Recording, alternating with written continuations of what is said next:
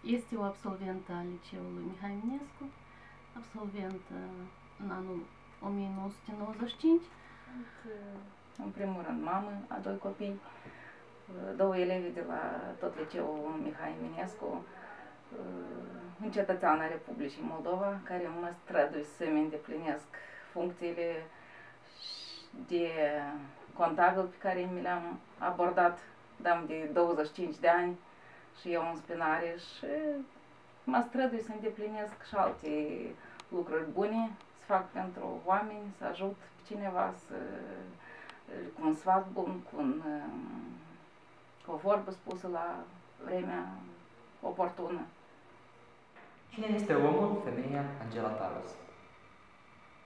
În primul rând, nu în ultimul rând, adică sunt cetățean al Republicii Moldova, servesc patriei, da. Și chiar cel principal, într-adevăr, sunt o mamă, sunt fiică, sunt soție și cred că asta e principalul și sunt om. Mersi, eu în primul rând și vă mulțumim pentru că ați acceptat această provocare. Prima întrebare mea este următoarea. Cine este omul, domnul Munteanu Victor? Un cetățean simplu țării care se numește Republica Moldova.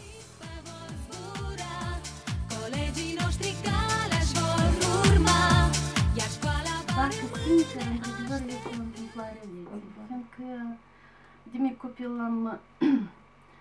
am visat să fiu profesoară, dar visul nu s-a împlinit, cu păreri de rău, dar nu-mi pare rău că am ales până la urmă profesia de asistent social.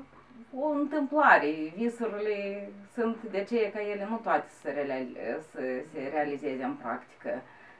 Dar profesia mea am ales-o din considerent că îmi plăcea obiectul matematic.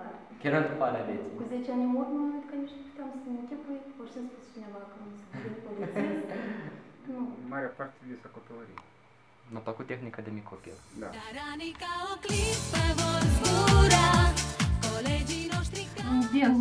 Combinați aceste două lucruri, da? Plăcere cu necesitate. Dar este un lucru bun. Doamna Tamara, profesați din plăcere sau din necesitate? Din plăcere. Din plăcere. Cred că întrebarea care a fost, într-adevăr, din plăcere. Și necesitate, într-adevăr, la noi, ca chiar în țara noastră, trebuie să lucrezi ca să... Și necesitate. Da, ca să trăiești, ca să... Și așa.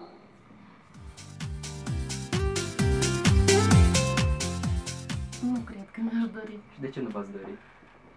Fiindcă sunt și alte profesii mult mai. Câteodată da, câteodată nu.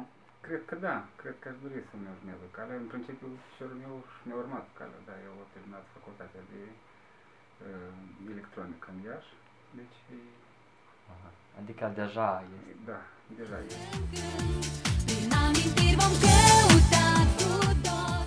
Eu cred că totuși e bine ceea ce se face acum în sistemul educațional. Socot că este,